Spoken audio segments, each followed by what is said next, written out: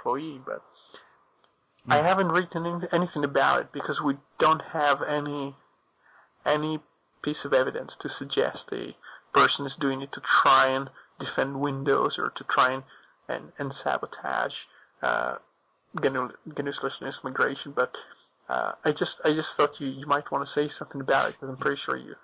Yeah, I mean, we had a very I had a very brief discussion about this on the TechBytes IRC channel. As you say, at the moment we just don't know what the true story is. I would personally, at the moment, go on the side of a disgruntled employee, but I think the point that needs to be brought out, because what we can guarantee now is that there'll be a lot of people which will use this story to try and highlight inadequacies of Linux, both in enterprise and on the desktop. Security has always been a big selling point for Linux, and I could bore everybody for hours on end, and I'm sure you could, Roy, as well, telling how secure it is. And people already know, and probably already speaking to people who are fully aware of how secure Linux is, especially when compared to other desktops. But I would, like I say, I would go on the side of a disgruntled employee, but make the point that whilst it may have been exploited the system, it's much easier to do it when somebody's on the inside. If this turns out that it was somebody on the inside, this is very different to the exploits we see for Windows, where they're initiated by people thousands of miles away because of a piece of malicious code planted into another package or whatever. And it's very different to an exploit which has been initiated possibly by an employee actually on the ground within the company or within the organisation itself.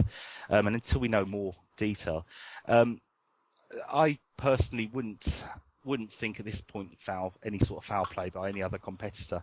I just think it would be a little bit too obvious. That's my personal view at the moment. Yeah, I was just I think the main issue now for free software, I don't want to talk about Oracle too much, and I tried to explain this a few hours ago.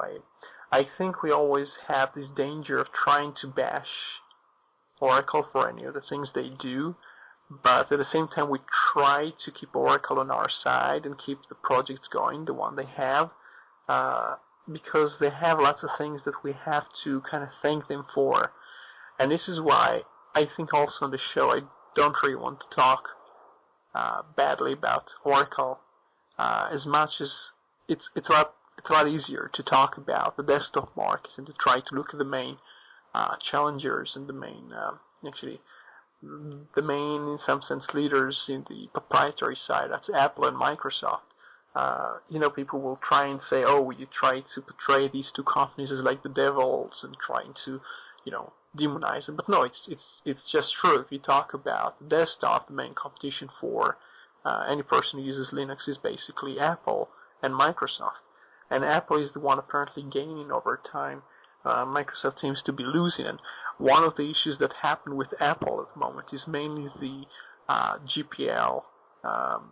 As far as the news is concerned, as far as we're concerned, it's just the Apple's reluctance to accept free Libre, open source software into the stores. They try to kind of exclude, or they present these terms which aren't compatible with free software, so you cannot get your applications that you would expect to find on platforms, especially now the iPad, which, unlike their desktop, like OS X, requires that you go through a sort of an Apple-approved shop, which arrives at the desktop. So the FSF is trying to warn people that within a few years you could find that Apple is going to give you the same restrictions on the desktop as you have on any of the mobile devices they have, and then basically every application you want to install will have to go through Apple's approval process. And the same goes to an extent with Microsoft now, because they try to push people this thing called Security Essentials. And what it actually does, it also tries to tell you something about the applications you install, and certain things I've read about, certain applications and things which are quite benign, Microsoft is trying to describe as a malicious thing, and they discourage the person or block the person from basically installing this application.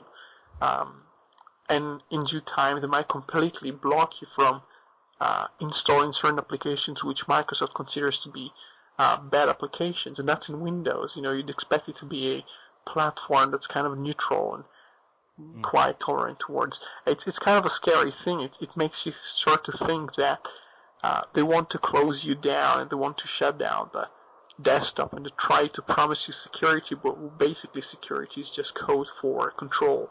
They use the word security because they want to say, well, we'll protect you and we'll give you this facility that prevents you from having all those nasty issues and cyber wars and, missiles going off.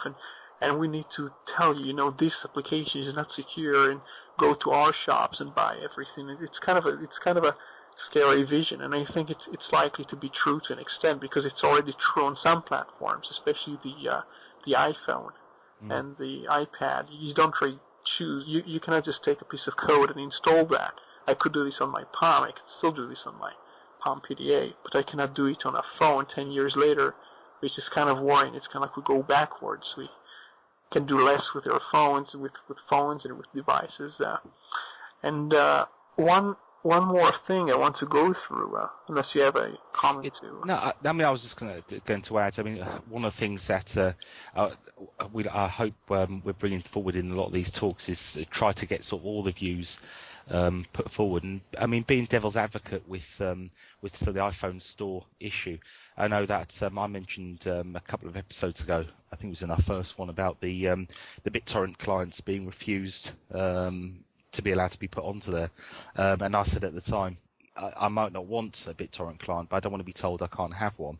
However, conversely, you have got the issue that is a code free-for-all or an environment that is effectively a free-for-all. Is that a completely good thing? One could argue that having a more of a clampdown on applications, personally I don't agree, but having a clampdown on applications could make the platform more secure and prevent any malicious code or malicious programs getting through. I think we saw an example of a few Android apps recently that had malicious code put into them. Whether the intent was malicious or not was another matter. And whilst a lot of it is scaremongering, and I'm quite sure that obviously people like Apple would like complete control over the store and what they give out and what their users install. Yeah, it's the sort of two sides, and it's people's peace of mind, the complete code freedom in the mobile app stores. I don't know.